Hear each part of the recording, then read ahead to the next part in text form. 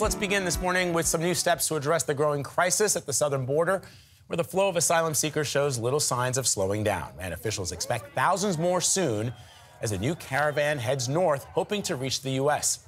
Secretary of State Antony Blinken met with Mexico's president yesterday. Christina Ruffini has more from Washington. Christina, good morning.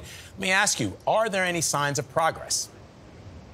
Good morning, Vlad. Well, following the meeting, a senior administration official said progress is being made, but that this isn't a problem the U.S. and Mexico can solve on their own, and that most of this meeting focused on work the two can do in the region together. Migrant crossings are multiplying at the southern border, reaching record levels. How to address it was why the Secretaries of State and Homeland Security traveled to Mexico Wednesday for more than 2 hours of talks with President Andrés Manuel López Obrador.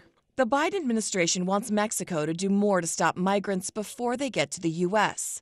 And Mexico wants the U.S. to help address root causes, including poverty and violence in Latin American nations. If Mexico cut off cooperation tomorrow, we'd be in deep trouble in the United States. John Sandweg is the former acting director of U.S. Immigration and Customs. And I think the U.S. is pitching that this is a regional problem, not just a United States problem, that we need to work together on this, and that there are investments that we're prepared to make either in Mexico and in Latin America to help solve this crisis. But more may need to be done as a new caravan of an estimated 8,000 men, women, and children are heading north through Mexico to the U.S. We want help, says his mother from Venezuela, and an education for our children.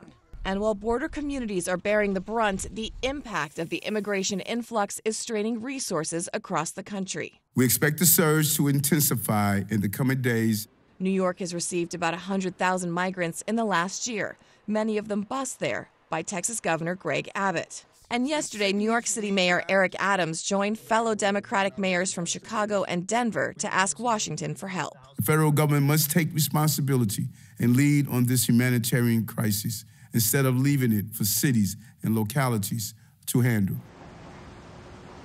Of course, it's going to be hard for those cities to get the help they say they need because Congress has still not approved border security funding, part of a larger package that's on their desks waiting for them when they come back to work in January. Michelle.